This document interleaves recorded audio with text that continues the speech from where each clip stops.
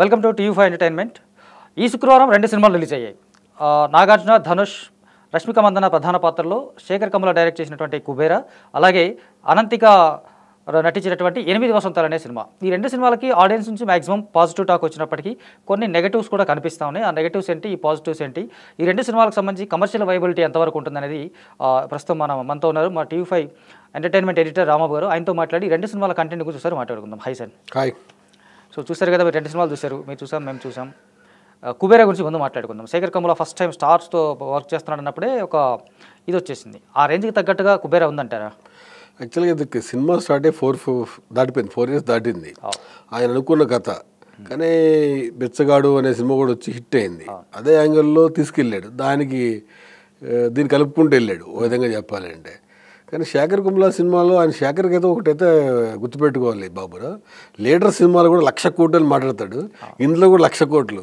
మరి 1,00,000 కోట్లు ఆయన ఆశ లేకపోతే 1,00,000 కోట్లు అనే టార్గెట్ ఏంటో తెలియదు, కానీ దాని చుట్టూ కథ తిప్పాడు.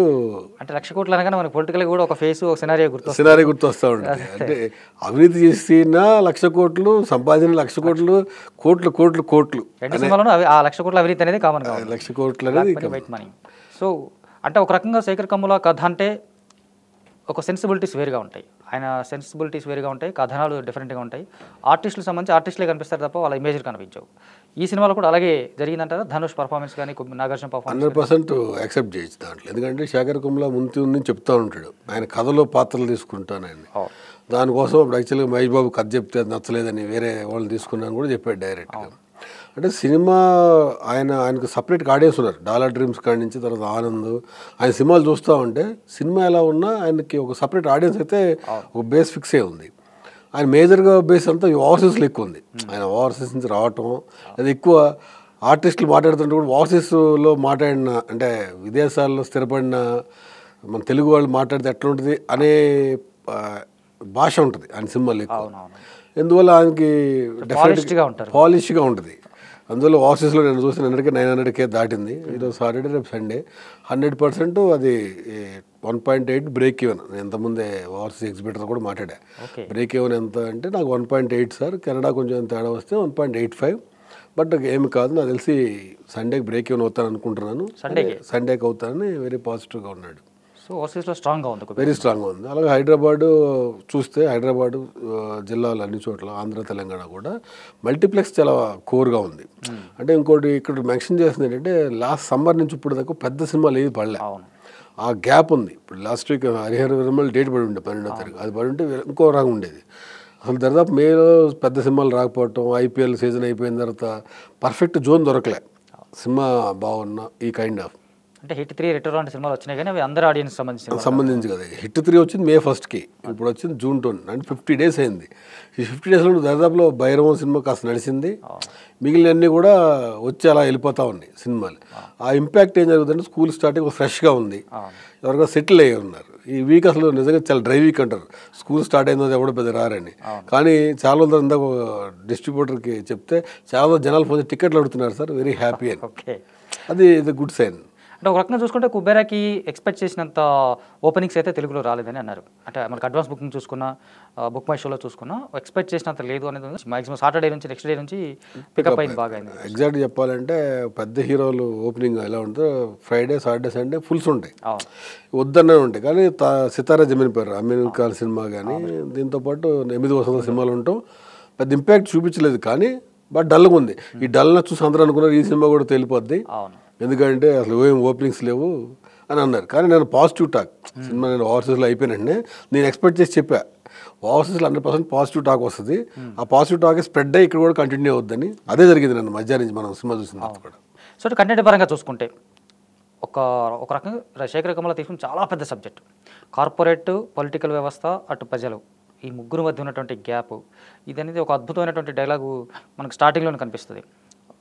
ఆయిల్ దొరికిన తర్వాత విలన్ క్యారెక్టర్ నీరజ్ అంటాడు కదా, ఇది ప్రజల ఆస్తి, ప్రజలకు డైరెక్ట్గా ఇస్తే వాళ్ళు దాన్ని పెద్ద పట్టించుకోరు, నాకు అమ్మి నా దగ్గర నుంచి నువ్వు కొనుక్కుని సబ్సిడీగా ఇస్తే హ్యాపీగా ఫీల్ అవుతారని. అంటే సబ్సిడీస్కి రాజకీయ వ్యవస్థ జనాలు ఎంత బాగా అలవాటు చేసిందనే దానికి అదొక డైలాగ్ ఎగ్జాంపుల్. అట్లాగే నాకు అనిపించింది ఏంటంటే, సహజ వనరులు అంటాం కదా, ఆయిల్ కావచ్చు, గ్యాస్ కావచ్చు, నిక్షేపాలు కావచ్చు, ఖనిజాలు కావచ్చు, అడవులు కావచ్చు, ఇవన్నీ ప్రజల సంపద. ఏ దేశంలో ఉంటే ఆ దేశాలకు, నదులు, ఇవన్నీ కూడా ఈ ప్రజల సంపదని డైరెక్ట్ వాళ్ళకి ఇవ్వకుండా మధ్యలో కార్పొరేట్ శక్తులు ఎంటర్ అయిన తర్వాత అది రకరకాల టర్నింగ్స్ తీసుకుంటుంది. ఆ క్రమంలో జరిగేటువంటి దారుణాలు, హత్యలు, రకరకాల ఇవన్నీ చాలా ధైర్యంగా చూపించడం అనిపించింది నాకు. ఒక ఇంటెన్సిటీ కూడా కనిపిస్తుంది నాకు చూస్తున్నాను సేపు. ఆ షిప్ పేలిపోవడం, 200-300 మంది చనిపోతే, 140 కోట్ల జనాభాలో ఒక 1000 మంది చనిపోతే నష్టం ఏంటి అని ఒక కార్పొరేట్ పర్సన్ అంటాం. నిజంగా అవి కూడా ఇప్పుడు మనకి ఆపరేషన్ కగారు పేరిట జరుగుతున్నటువంటి నక్సలైట్ నిర్మూలన కానీ, ఆదివాసీ నిర్మూలన కానీ, కొన్నేళ్ల క్రితం ఇదే శేఖరకములో ఎవరు టాలీవుడ్ నుంచి మాట్లాడలేదంటే నల్లమలలో యురేనియం కోసం చెప్పేసి అక్కడున్న ట్రైబ్స్ చెంచులు తరిమేస్తూ ఉన్నారు, దాని మీద సేవ్ నల్లమల అని ఒకటి చేశారు. సో ఈ సహజ వనరులను దోచుకునే కార్పొరేట్ శక్తుల్ని ఎండగట్టాడు ఒక రకంగా. ఎండగట్టమంటే ఇలా జరుగుతుంది వ్యవస్థ అని జనాలకు అర్థమయ్యేలాగా చెప్పాడు. దీనికి జనాల నుంచి ఎలాంటి రియాక్షన్ వచ్చే అవకాశం ఉంటుంది అంటారా? జనాలకి రియాక్షన్ పెద్ద ఉండదు, అది కమర్షియల్ యాంగిల్ చూస్తుంది. నేను క్రిషో సినిమా తీసాడు నీకు రాణాతోటి, కృష్ణ వందే జగత్, సేమ్ అది కూడా మైన్స్ మీద కదా. ఆయనది అప్పటికే అక్కడ మైన్స్ మీద ఓబులాపురం మైన్స్ మీద రచ్చ అయి ఉంటాం, దాని సినిమా రావడం కాంట్రాక్ట్ బాగానే ఓపెనింగ్స్ తీసుకుంది. అది సినిమా పెద్ద గొప్పగా రెవెన్యూ స్టోరీలోకి వెళ్ళిపోయింది. సోషల్గా ఇది కూడా ఏం జరిగిందంటే ఒక కార్పొరేట్ సెగ్మెంట్లో ఈ బ్లాక్ మనీ వైట్ మనీ ఎలా జరుగుతుంది అనే దాంట్లో శేఖర్ కమ్ముల ఎక్స్పర్టైజ్గా తీసాడు. ఫస్ట్ హాఫ్ అంతా నేను ఆయన 100% ఎక్స్పర్టైజ్ లేదు. సెకండ్ హాఫ్కి వచ్చేసరికి ఆయన తీసుకున్న యాంగిల్ డైవర్షన్ మారిపోయింది. ఇప్పుడు ఒక కథ చెప్పాలంటే ఇంతకుముందు 2 గంటలు అంటే 2 గంటల 10 నిమిషాలు అన్నారు. ఈరోజు 3 గంటలు 3.5 గంటల సినిమాలు కూడా చూస్తున్నారు జనం, చూస్తున్నారు. ఈ సినిమా కూడా 3 గంటల సినిమా, 3 గంటలు బాగుంది. 3 గంటలు ఒక్క నిమిషం నిడివిడి ఉన్న సినిమాలో పాటలు చాలా ఎసెట్ ఉంటాయి. ఇప్పుడు Sekhar Kammula last time hit అయిన సినిమా ఫిదా కానీ, లవ్ స్టోరీ కానీ ఏది చూసినా సాంగ్ చాలా మోసుకెళ్ళింది సినిమాని మొత్తాన్ని. ఇది దాంట్లో చాలా మైనస్. ఇందులో సెకండ్ హాఫ్లో వచ్చిన ఒకటే పోతే ఆ సాంగ్ పాట కూడా కొంచెం బ్రేక్ సడన్గా వచ్చే కథకి బ్రేక్ చేసి పెట్టేట్టు ఉంటుంది. దాన్ని కాంటెంపరీగా తీసుకెళ్ళిపోయాడు. అక్కడి నుంచే మార్పు కూడా రాలేదు సినిమాలు. అది కొంచెం సెకండ్ హాఫ్లో కొంచెం మనకు వచ్చిన రిపోర్ట్లు మనం చూసిందని బట్టి అంటే సెకండ్ హాఫ్ కొంచెం ఉన్నా కానీ అంటే యాక్చువల్గా క్యారెక్టర్ని అబాపరేట్గా తీసుకెళ్ళొచ్చు, కానీ అది అలా ఎండ్ చేయాలని కోరుకున్నాడు. కోరుకున్నప్పుడు దాన్ని అలాగే చేస్తారు దాన్ని యాక్చువల్గా చెప్పాలన్నప్పుడు. కానీ పెద్ద హీరోలు ధనుష్ కానీ, రష్మిక అందరూ ఉన్నప్పుడు ఇంకా కొంచెం కమర్షియల్ యాంగిల్ ఎక్కువ ఉంటే నెక్స్ట్ రేంజ్ నువ్వు కోరుకున్న రేంజ్కి వెళ్ళేది సినిమా. అయితే అట్ ద సేమ్ టైం నాకు అనిపించింది ఏంటంటే కేవలం భిక్షగాడి పాయింట్ ఆఫ్ వ్యూలోనే దేశ వ్యవస్థ మొత్తం ఉన్నట్టు, మిగతా పేద ప్రజలు ఉన్నట్టుగా చెప్పాడు ఆయన. అది అంగీకరించదు. ఎందుకు చెప్పండి, బిచ్చగాడు సినిమా చూడలేదు ఏమనిపించింది. శేఖర్ కమ్ముల బిచ్చగాడు సినిమా చూస్తున్నాడు. ఎందుకంటే చూస్తుంటే బిచ్చగాళ్ళు కూడా చాలా డెవలప్ అయినారు ఈరోజు. వాళ్ళు కనీసం స్మార్ట్ ఫోన్ వాడటం కానీ, అసలు ఫోన్ పే స్మార్ట్ ఫోన్ ఉంది, లేదంటే డబ్బులు లేవంటే ఫోన్ పే చేయండి సార్, గూగుల్ పే చేయండి అంటున్నారు, పట్టుకుని తిరుగుతున్నారు స్కానర్ పెట్టుకుని. అసలు అలాంటి మరి అంటే ఏమీ తెలియదు, మరి లో లెవెల్కి వెళ్ళిపోయాడు బిచ్చగాడు. అతను మళ్ళీ సెకండ్ హాఫ్లో కూడా అతను బిచ్చగాడిలో యాక్ట్ చేయమన్న సీన్లో బిచ్చగాళ్ళు కూడా అసలు ఎక్కడ ఫోర్స్ఫుల్గా ఉంది ఆ సీన్ అంతా కూడా. ఎక్కడ అదే చెప్తాను నేను, ఒకవేళ ఆ బిచ్చగాడు పాయింట్ ఆఫ్ వ్యూలో కాకుండా ఇందులోకి కామన్ ఆడియన్స్, కామన్ పీపుల్ కూడా, పేద ప్రజలు ఉంటారు కదా, బిలో పవర్టీ లైన్ పీపుల్, వీళ్ళని కూడా ఇన్బిల్డ్ చేసి వీళ్ళు కూడా ఇంత ఇబ్బంది పడుతున్నారనే సెక్షన్ చెప్పుంటే కనుక, ఎందుకంటే ఎన్ని చెప్పుకున్నా సాధారణ బిలో పవర్టీ లైన్ ఉన్నాడు కానీ, కోటేశ్వరుడు కానీ భిక్ష కానీ ఓన్ చేసుకోరు, అన్నం కౌగులించుకొని వాటితో ఏం మాట్లాడరు. అది కామన్గా అన్ని వర్గాల ప్రజలకు మీద వాళ్ళ మీద ఒక చిన్న చూపు ఉంటుంది. దాన్ని దాటి ఆర్థిక వ్యవస్థ పతనం అని చెప్తున్నప్పుడు కామన్ పీపుల్ ఏదైతే పేదవాళ్ళు ఉంటారో వాళ్ళని కూడా ఈ భిక్షగాడితో పాటుగా ఇన్బిల్డ్ చేసేలాగా కంటెంట్ ఉంటే ఇంకొంచెం ఇంకా బాగుంది. అంటే ఆడు 10,000 కోట్లు ఏం చేస్తాడో చెప్పడు, అసలు ఏం చేయాలనుకున్నాడు చెప్పడు, అంటే కథలే ఆడికి అకౌంట్ నెంబర్ తెలియదు, చేసుకుంటాడు. అదే పార్ట్ 2 తీద్దాం అనుకున్నారో తర్వాత మ్యాటర్ అది. కాకపోతే శేఖర్ కమ్ముల సినిమాలో ఇందా నువ్వు చెప్పింది, లీడర్ సినిమాలో క్లైమాక్స్ బిఫోర్ సీన్ ఉంటుంది, మేము బస్సులో వెళ్తాం ద్వారా అందరూ ఉంటారు అని సీఎంతో కామన్ వ్యక్తి అన్న సార్ ఆ ఇంటెన్స్ మారిపోద్ది కథ మీద. ఈ సినిమాలో కామన్ మ్యాన్ ఎక్కడ నీకు బిచ్చగాడు కోటేశ్వరుడు మధ్యన కథ తప్పించి సామాన్యుడికి ఉపయోగం ఏంటి, సామాన్యుడికి ఎలా ఉంది, కొన్ని బిచ్చగాళ్ళు ఏమైనా అభివృద్ధి చేస్తున్నారా. ఇప్పుడు బిచ్చగాడు సినిమా చూస్తే లాస్ట్లో కనీసం తోటి బిచ్చగాళ్ళు అందరినీ ఒక కంపెనీ పెట్టి దాంట్లో పనిచేస్తున్నట్టు చూపించారు, క్లైమాక్స్ వచ్చారు. ఈ సినిమాకి వస్తే అదేం లేదు, ఇంకా అబ్రాపరేట్ ఎండ్ అనేది కనిపిస్తుంది. సో రష్మిక మందన్న ఇప్పుడు నేషనల్ క్రష్గా ఉంది, వాళ్ళు ప్రతి ప్రమోషనల్ కార్యక్రమాల్లో కూడా దాని గురించి బాగా అప్రిషియేట్ చేశారు. 2-3 వేల కోట్ల హీరోయిన్ అని చెప్పేసి. తను ఈ క్యారెక్టర్కి ఎలా అసలు నిజంగా చాలా బాగా చేసింది, అంటే చాలా సూపర్గా చేసింది. కానీ లిమిటేషన్, అమ్మాయికి ఏమి సాంగ్స్ లేవు, అన్ని సైడ్ హీరో పక్కన సపోర్టింగ్ ఆర్టిస్ట్ లానే ఉంది. స్టార్టింగ్ సినిమా నీకు ఇంటర్వల్ బ్యాంక్ దగ్గర కనిపించింది అమ్మాయి, క్లైమాక్స్తో దాకా ఉంది హీరోతో పాటు జర్నీ చేస్తూ. ఆ అమ్మాయికి ఈ సినిమాతో స్టార్ట్ చేసిన తర్వాత 3 సినిమాలు లేజైనాయి కూడా. పుష్ప కానీ యానిమల్ అన్నీ కూడా ఇది మొదలైన తర్వాత మొదలైన తర్వాతే, కానీ ఎన్ని లాస్ట్ రిలీజ్ అవ్వడం వల్ల ఆ ఇంట్రెస్ట్ కనిపిస్తూ ఉంది. ఇది కూడా కరెక్టే, ఎందుకంటే ఇది ఎప్పుడో స్టార్ట్ అయిన సినిమా కదా. ధనుష్ గురించి మనం స్పెషల్గా చెప్పుకోవాలి. ధనుష్ ఆ క్యారెక్టర్ని అడాప్ట్ చేసుకున్న విధానం, అతను పర్ఫామ్ చేసిన విధానం నిజంగా బెగ్గరగా వాళ్ళు డంపింగ్ యాడ్స్లో వీళ్ళిద్దరు, ఈ రష్మిక కూడా డంపింగ్ యాడ్లో కూర్చోబెట్టాడు ఆయన పాపం. సో ధనుష్ గురించి చెప్పాలంటే ఫస్ట్ అతను క్యారెక్టర్ నమ్మితే జర్నీ చేస్తాడు. ఎందుకంటే అతను డైరెక్టర్గా ఉన్నాడు, ప్రొడ్యూసర్గా ఉన్నాడు, రైటర్ అండ్ హీరో. అంటే సంవత్సరానికి 4 సినిమాలు అనేది 100% రిలీజ్ చేస్తున్నాడు. ఇప్పుడు మన అతని దగ్గర తెలుగు హీరోలు నేర్చుకోమని చెప్పకూడదు, మనల్ని తిడతారు రేపు. ఎందుకంటే ఫ్యాన్స్ తిడతారు. కానీ బట్ అతను తీసుకున్న నిర్ణయం ఏదైనా సరే హిట్ ఫ్లాప్తో ఎవడు కాంట్ డిసైడ్, మనం ఏం చేయలేం. ఓటీటీ ప్లాట్ఫామ్ వచ్చిన తర్వాత 100% ఆ ఆడియన్స్ ఉన్నారు. అందువల్ల సంవత్సరం 3-4 సినిమాలు చేసే యాంగిల్ ఉండాలి. అతను నువ్వు చూడ ప్రొడ్యూసర్గా మన సినిమా రిలీజ్ చేశాడు, తర్వాత డైరెక్టర్గా సినిమా రిలీజ్ చేశాడు రాయన్. ఆ తర్వాత ఇప్పుడు ఈ సినిమా కుబేర్. అంటే ఒక సంవత్సరంలో 3-4 సినిమాలు ఉండే విధంగా ఉన్నాయి. 3 సినిమాల మధ్య 6 months గ్యాప్ ఉంది. ఇంకోటి కూడా థింక్ చేస్తే ఎక్కడ దాని సంబంధం ఉండదు. కొత్త కథలు, యంగ్ స్టోరీస్, పిల్లల కథ అది. అదేమో రాయన్ వచ్చి అన్నదమ్ముల కథ. ఇది వచ్చేసరికి ఒక అంటే డిఫరెంట్గా ట్రై చేస్తున్నాడు, ఆర్టిస్ట్గా డిఫరెంట్ ట్రై చేస్తున్నాడు, హీరోగా ఎక్కువ కాంట్రిబ్యూట్ చేస్తున్నాడు ఇండస్ట్రీస్కి. 100% అప్రిషియేట్ చేయొచ్చు ఆ విధంగా. అతని భాష కూడా తమిళీనైనా తెలుగులో చాలా ఒక ఫ్యాన్ ఏర్పడింది. అంటే ఇంకోటి 3-4 సినిమాలు వచ్చేసరికి డెఫినెట్ అది నెక్స్ట్ లెవెల్లో ఉంటుంది. ఇందులో నాగార్జున సపోర్టింగ్గా ఉన్న మెయిన్ లీడ్ ధనుష్ది సినిమా, హీరో అతనే కాబట్టి. నెక్స్ట్ సినిమాకి వస్తే తెలుగు మన సర్ వచ్చింది. సర్ అప్పుడు ఒక ఫ్యాన్ బేస్ ఏర్పడింది. అది ఇంకో 2-3 సినిమాలు అట్లాంటి పడి ఉంటే కంటిన్యూస్గా అప్పుడు సూర్యకి వాళ్ళకి ఉన్న రేంజ్కి వెళ్ళిపోతాడు. దాటి స్టార్డమ్ వచ్చేస్తుంది తెలుగు కూడా. పర్ఫార్మెన్స్ పరంగా అయితే చాలామంది నేషనల్ అవార్డు అనుకుంటున్నారు, ఆ రేంజ్లో ఉన్నాడు మనిషి. సో కుబేర్కి సంబంధించి ఇది అంటే సెకండ్ హాఫ్ కొంత ల్యాగ్ అవ్వడము, లెంత్ ఒకటి మైనస్ అవ్వడము. లెంత్ ఇప్పటికే 3.5 ఉంటే దాన్ని ఒక 15-20 minutes కట్ చేసి 3 hours తీసుకొచ్చారు సినిమా. అక్కడ వరకు ఓకే. సెకండ్ హాఫ్ ల్యాగ్ ఉన్న ఈ సినిమాలు ఏం లేకపోవడం వల్ల నేను అదే చెప్పా, సినిమాలు ఏం లేవు, జనాలందరూ ఏమంటారు ఆశగా ఎదురు చూస్తున్నారు. ఇప్పుడు అలా ఋతుపవనాలు వర్షాలు పడుతున్నట్టు మనకు కూడా ఒక మంచి సినిమా పడ్డది కాబట్టి, ఫ్యామిలీతో చూసే సినిమా వచ్చింది కాబట్టి 100% కొత్త కథ ఖచ్చితంగా ఒక మంచి కథ చెప్తున్నాడు అతను. కింద బీసీ సెంటర్లకి ఎంత రీచ్గా ఉంటుందో చెప్పలేం, కానీ మల్టీప్లెక్స్ ఏ సెంటర్ అయితే 100% ఇది possible cinema. So mouth talk బాగుంది, సినిమాకి మ్యాక్సిమం ఇది వెళ్ళిపోతుంది సార్. సో ఇది కుబేర్ అయితే ఇది నెక్స్ట్ 8 వసంతాలు అనే సినిమా. అది చూస్తే ట్రైలర్ చూస్తేనే టైటిల్ దగ్గర నుంచి మొదలుపెట్టి ట్రైలర్ వరకు అది ఒక పోయిటిక్ సినిమా చూడబోతున్న ఒక ఫీల్ అయితే క్రియేట్ చేశారు ముందే వాళ్ళు. అంటే ప్రిపేర్ చేశారు ఆడియన్స్ కొంతవరకు. కాకపోతే దానికి పోస్టర్ వాల్యూ లేకపోవడం, స్టార్స్ ఎవరు లేకపోవడం అనేది కొంత మైనస్ అనిపించిన. ఫస్ట్ హాఫ్ అది కూడా చాలా బాగుంది. సెకండ్ హాఫ్ కొంచెం అటు అయినా అది కూడా కొంచెం ఊటీ లొకేషన్స్ కావచ్చు, కాశ్మీరు, కాశీ, ఇవన్నీ మంచి బ్యూటిఫుల్ లొకేషన్స్, సినిమాటోగ్రఫీ, ఆ అమ్మాయి అద్భుతంగా పర్ఫామ్ చేయడం, ఇవన్నీ 8 వసంతాల గురించి ఏం చెప్పుకోవచ్చు మనం? 8 వసంతాల సినిమా అంటే చిన్న సినిమాలు, ఇప్పుడు పెద్ద బ్యానర్ మైత్రి సినిమా అంటే పెద్ద సినిమాలు తీస్తారు, పెద్ద సినిమాలు చేస్తారని ఉంది. ఎందుకంటే ఇప్పుడు ప్రభాస్ సినిమా వాళ్ళ దగ్గర ఉంది, ఎన్టీఆర్ సినిమా వాళ్ళ దగ్గర ఉంది, పవన్ కళ్యాణ్ సినిమా, 3 సినిమాలు వరుసనే ఉన్నాయి వాళ్ళ ప్రొడక్షన్లో. అలాంటి పెద్ద సినిమాలు చేసి చిన్న సినిమాలు చేస్తుంటే ఏంటంటే కొత్త కథలు అవి బయట స్కోప్ ఉంటుంది. ఇప్పుడు ఇలాంటి కథ సినిమా స్టార్టింగ్ నేను ట్రైలర్ చూసినప్పుడు ఇంప్రెస్ అయ్యా, అసలు కొత్తగా ఉంది. సినిమా చూసి నేను బయటకు వచ్చిందో నాకు అనిపించింది, రామరాజన్ డైరెక్టరు మల్లెల తీరం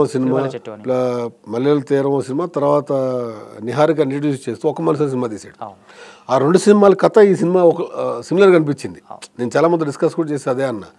అదే అంటే ఒక హీరోయిన్ అందంగా ఉండటం అంటే ఎక్స్పోజ్ చేస్తే రాదు, మంచి శారీస్తో కూడా అందంగా చూపించవచ్చు. ఒక లవ్ స్టోరీ తీసినప్పుడు ఇవాళ రేపు ఫోన్లు పట్టుకుని ఐ లవ్ యూ పెట్టుకునే కాకుండా పొయిటిక్గా చెప్పాడు డైరెక్టర్. అది ఒక అమ్మాయి వెర్షన్లో చెప్పాడు. ఫీమేల్ సెంట్రిక్ సినిమాలు అనగానే ఇప్పుడు నయనతార వెళ్ళి చూసినప్పుడు ఫైట్లు చేయటమా, లేదా చేజింగ్లు చేయటము, యాక్షన్ చేయటము, హీరోలాగా డైలాగులు, మాస్ డైలాగులు చెప్పడం దాటి ఒక ఆమెలో ఒక పవర్ని అద్భుతంగా చూపించాడు, బాగా చూపించాడు. ఇంకోటి యాక్చువల్లీ మన తమిళ సినిమా, మలయాళ సినిమా ఓటీటీలు చూస్తుంటే చాలా సినిమాలు బేస్గానే ఉంటాయి, ఆ అమ్మాయి డెసిషన్ ప్రకారం నడుస్తుంటాయి. కానీ తెలుగు సినిమాకి వస్తే మాత్రం లాస్ట్కి వద్దన్నా కాదన్నా మళ్ళీ మేలు వైపు మారిపోతూ ఉంటారు. కానీ ఈ సినిమాకి వస్తారు 8 వసంతాలు అమ్మాయి బేస్లో తీసుకున్న చాలా పొయిటిక్గా చెప్పడం వల్ల జరిగింది. అంటే మనం చూస్తే మల్టీప్లెక్స్గా ఉంటుంది సినిమా, కింద బీసీటర్ అంత కనెక్ట్ అవుతుందని కూడా చెప్పలేము సినిమాని. ఫస్ట్ హాఫ్ అసలు ఇంటర్వల్ బ్యాంగ్ అమ్మాయి చెప్పే డైలాగ్ అన్నీ కూడా ఎక్స్ట్రాడినరీ. ఈ సెకండ్ హాఫ్కి వచ్చేసరికి కొంచెం డైరెక్టర్ డివేట్ అయినా మళ్ళీ ఆ కాశీలో అమ్మాయికి ఫైట్ వచ్చి కాబట్టి యాక్షన్ సీక్వెన్స్ డిఫరెంట్గా తీసాడు. క్లైమాక్స్లో ఆ హీరోయిన్ ఇంకో హీరోయిన్ ఇంట్రడ్యూస్ చేసినప్పుడు ఇంకో మంచి హీరోయిన్ పెట్టి కొంచెం ఇంకా అప్గ్రేడ్ ఉన్న తెలుగు ఆడియన్స్ తెలిసిన హీరోయిన్ పెట్టుంటే ఇంకా కొంచెం మంచి రిజల్ట్ వచ్చేది. నిజానికి అదే మనం ఉమెన్ సెంట్రిక్స్ మూవీస్ అంటే ఒక అమ్మాయిలో అద్భుతమైన క్యారెక్టర్ ఎట్లా బిల్డ్ అవుతుంది అంటే అమ్మాయిని పేరెంట్స్ ఎలా పెంచాలో కూడా దీంట్లో కనిపిస్తుంది మనకి ఇండైరెక్ట్గా. అమ్మాయి ఫాదర్ లేకపోయినా వాళ్ళ ఫాదర్ని స్ఫూర్తిగా తీసుకొని ఒక స్ట్రాంగ్ మెంటాలిటీ ఉన్న లేడీగా తను ఎదగడం అనేది అంటే నేనైతే ఈ మధ్యకాలంలోనే కదా ఆ ఉమెన్ సెంట్రిక్గా ఇలాంటి సినిమా చూడలేదు అనిపించింది నాకు. క్యారెక్టరైజేషన్ అంత బలంగా ఉన్నాయి. యాక్చువల్ బలంగా రాశాడు డైరెక్టర్. ఎందుకంటే అతను ఒక గురువు చనిపోతే విషయంలో కానీ ఆమె మాట్లాడే విధానం, తండ్రి లేకపోతే సింగిల్ పేరెంట్ మదర్ దగ్గర నుంచి అంటే ఆ వెర్షన్స్ చెప్పే విధంలో ఒక బుక్ రాస్తే ఎవరు బుక్లో చదవట్లేదు, అందరూ వాట్సాప్లో చూస్తూ బుక్ చదవడం నాలెడ్జ్ మీకు మైండ్లో ఫిక్స్ అయిపోయి ఉంటుంది. మీ ఐడియాస్ 100 రకాలు పరిగెట్టిద్ది. అందులో పిల్లలు కూడా బుక్ చదివించండి అంటున్నారు. చాలామంది డిజిటల్ పేపర్ చదువుతూ ఉంటారు. డిజిటల్ పేపర్కి ఫిజికల్ పేపర్ 100% తేడా ఉంటుంది. ఆ డిఫరెన్స్ ఇంకా కొంచెం బలంగా చెప్పాల్సిందే. ఇలాంటి సినిమాలు చూడాలి. ఎందుకంటే నేను డెఫినెట్గా అంటే ఒక పొయిటిక్గా ఉన్న యాంగిలే కాదు, అంటే అంతర్లీనంగా వేరే ప్రపంచంలో తీసుకెళ్ళాడు డైరెక్టర్.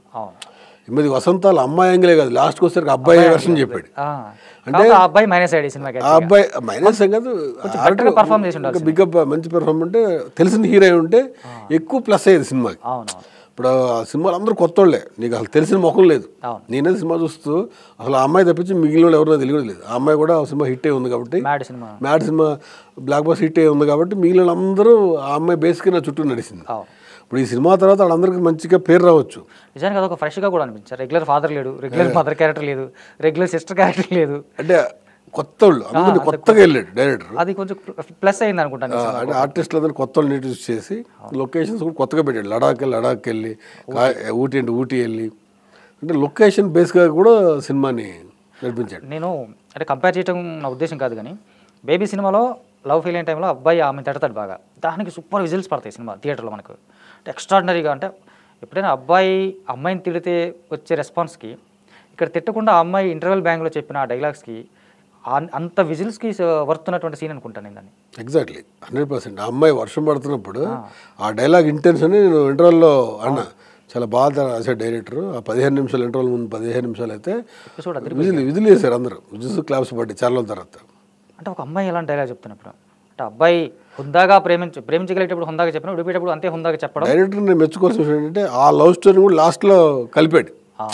లాస్ట్లో జనరల్గా ఏంటంటే కొత్త లవ్ స్టోరీగా చూపించలేదు, క్లైమాక్స్కి వచ్చేసరికి ఈ లేయర్స్ అన్ని కలుపుకుంటూ తీసుకొచ్చాడు. జోడో క్లబ్ అన్ని కంప్లీట్ చాలా మందికి సర్ప్రైజ్. అదే క్లైమాక్స్ అడ్వాంటేజ్ అయింది.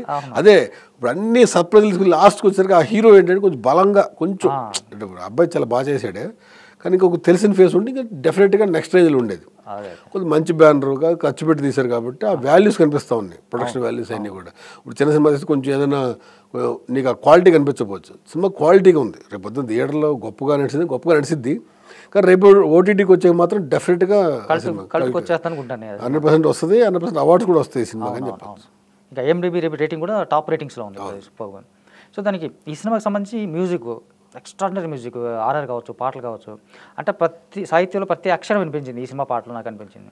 అట్లాగే సినిమాటోగ్రఫీ, ఊటీ అనగానే మనకు రకరకాల కాఫీ తోటలు, తేయాకు ఆ తోటలు అటు తిరిగి దాన్ని కంప్లీట్గా వదిలేస్తారు డైరెక్టర్. నాకు అదొకటి నచ్చింది బాగా. అంటే ఎగ్జాక్ట్గా అదే చెప్తారు, మన కాశ్మీర్ అనగానే మంచుకోవడం చూపిస్తారు కాదు, ఇక్కడ ఒక గడ్డి గాదం ఇది కూడా అందమే, 2 నెలలు ఉంటుంది ఇక్కడ, రాలే ఆకులు కూడా అందమే అని చెప్పడం అనేది ఆయనలో ఒక పొయిటిక్ సెన్స్కి ఇది అనిపించింది. టైటిల్లోనే ఆయన పొయిటిక్స్ సెన్స్ డైరెక్టర్, ఎందుకంటే 8 వసంతాలు అనగానే ఒక మనిషి జీవితంలో 8 సంవత్సరాలు ఎందుకు అనుకోవాలి, 8 వసంతాలు అంటే కొంచెం పాజిటివ్గా ఉంటుంది అనేది. అందువల్ల అతను director title cinema title announce చేసిన రోజే అనుకున్నాడు పొయిటిక్గా తీశాడు. చాలా ఫుల్ పొయిటిక్గా వెళ్ళాడు సినిమా అంతా కూడా. అప్రిషియేట్ డైరెక్టర్ అయితే 100%. ఇంతకుముందు అతను తీసిన సినిమాల కన్నా చాలా బెటర్గా తీశాడు, చాలా బాగుంది కూడా అని చెప్పచ్చు. అంటే ఇంకొకటి ఈ సినిమా మీద చాలా మంది చేసే కంప్లైంట్ ఏంటంటే డైలాగ్స్ చాలా ఎక్కువగా ఉన్నాయి.